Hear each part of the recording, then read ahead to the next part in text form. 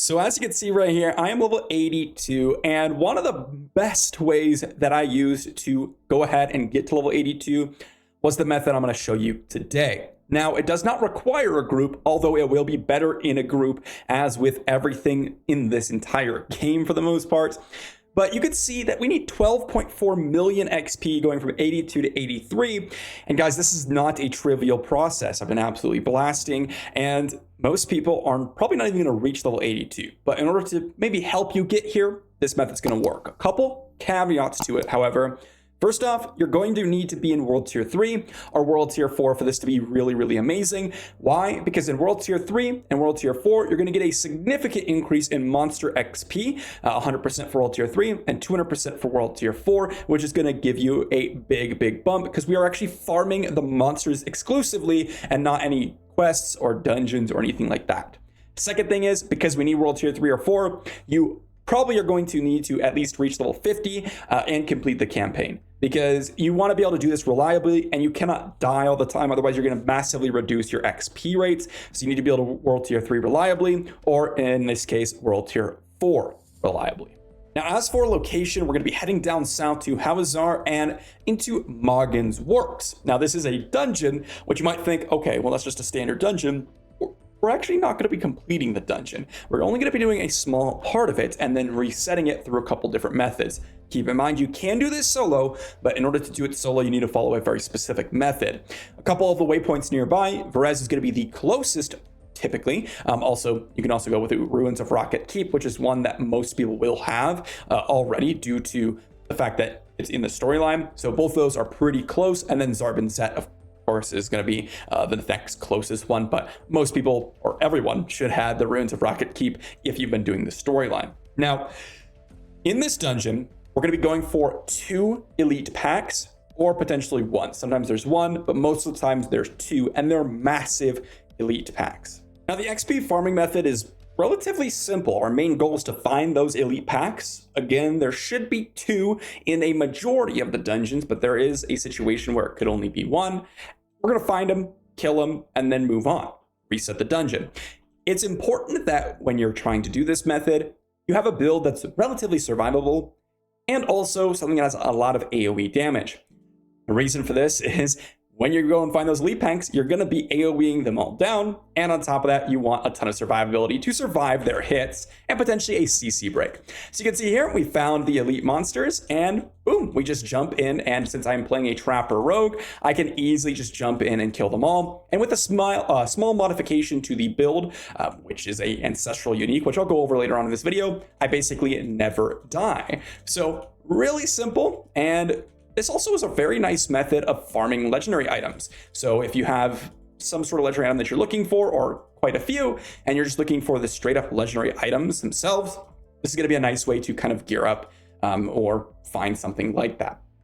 Now, there's also 2 shrines in the dungeon itself, and picking them up can help you out a lot, especially with just random clearing. And if you're a build like Twisting Blades, for example, or any other build that can kind of easily kill monsters and move on, then you can kill the monsters and move on.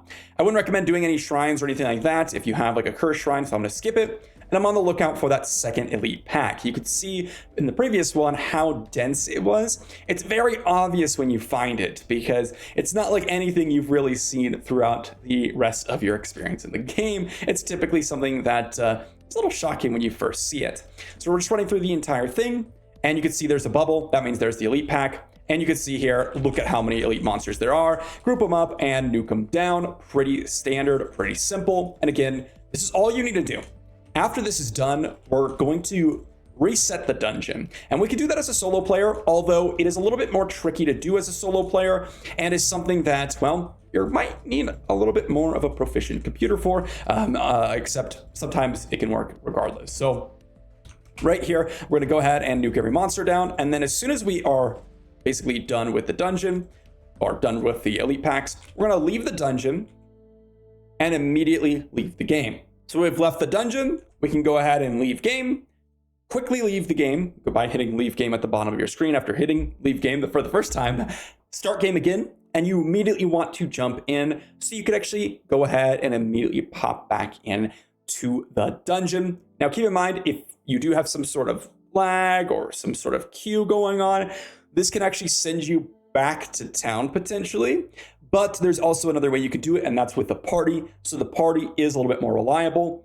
And you can see here, I did pop right back at the location, but there is some chance, again, if you're slower or there's some queue issue or something like that, that might send you back to the town. Although I don't really have that happen too often for me. If I did lag a little bit, then that does happen. But there's also the group way, which I'll show you here. So you can see here, I am with DM here, running through the nightmare dungeon, or the regular dungeon here, killing off this massive elite pack. And you can see the absolute blasting of numbers. It actually makes the whole game lag, which is why you kind of see the numbers like, I can see stuttering a little bit. And we kill off the pack, we go find the next one. And as you kind of go through the dungeon, which you can see here, or skip ahead, we find the second elite pack. You can immediately leave the party. Just one of you leaves the party. After you immediately leave the party, you go ahead and invite your other player. So whoever left the dungeon early has to invite the other player. Otherwise, the dungeon will not get reset. And then you enter the dungeon again. And when that player goes ahead and joins your party, they'll just transfer straight into your dungeon. So this is what it looks like. I've left the dungeon.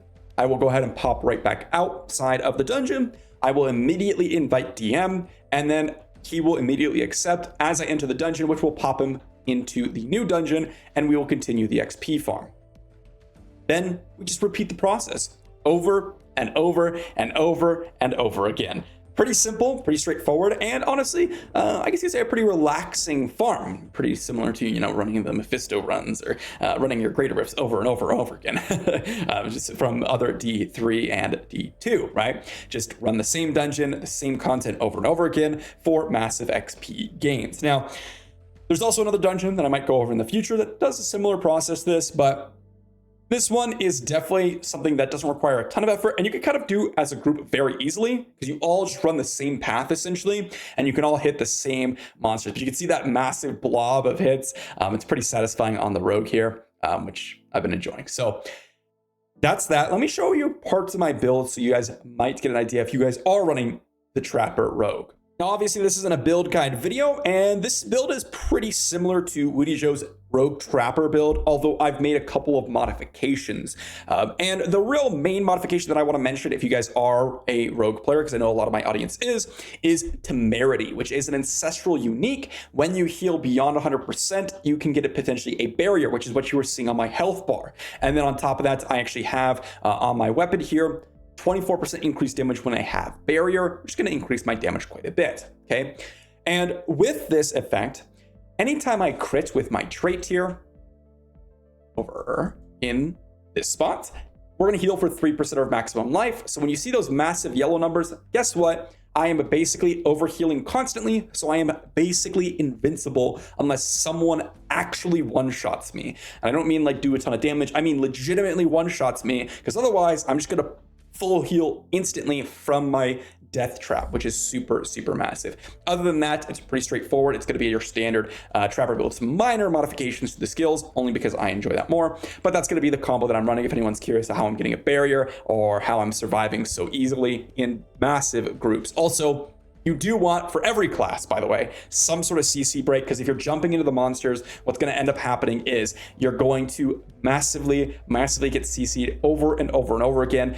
And unless you have either a really quickly regenerating CC break, or you just have the ability to burst down very quickly, or you have a way to reduce your cooldowns like I do, you're going to need a CC break a couple times potentially, or you can play from range if you're like a sorcerer in some kind of scenarios. So that's going to be the XP leveling guide, guys, for you all. This is the best method that I've found. You could easily acquire upwards of 25 to 30 million XP per hour, which, you know, may not seem like a lot, but, you know, you could potentially get 2-3 levels. Keep in mind that that number is with potion, and you're going to need a group that is very consistent, and you're going to need relatively quick loading speeds. So it's going to be a little bit tricky for those people who might have a little bit worse computers, and if you're loading slower, obviously you're going to get less XP, because the main bottleneck to this method is the fact that you have to reset the dungeons very quickly, and if you're not doing it quickly enough, then you're going to lose XP. So